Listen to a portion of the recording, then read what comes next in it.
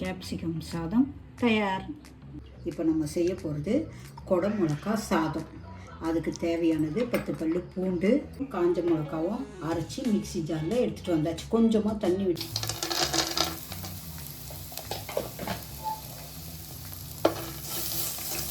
நீட்டாக இது மாதிரி அரிஞ்சு வச்சுக்கணும். அதை இதில் போட்டுக்கணும். அரைச்சி வச்சுருக்க பேஸ்ட்டு தெரியுங்களா, அதை இதில் ஊற்றிடும். சாதம் உதிரி உதிரியாக வச்சு வச்சுருக்கோம். கலந்து கொஞ்சம் வரையாக விட்டு சாதத்தை இதில் போட்டு கலர வேண்டும்.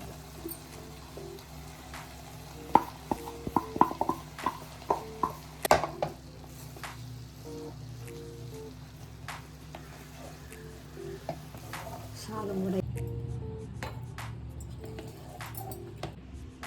கேப்சிகம் சாதம் தயார்.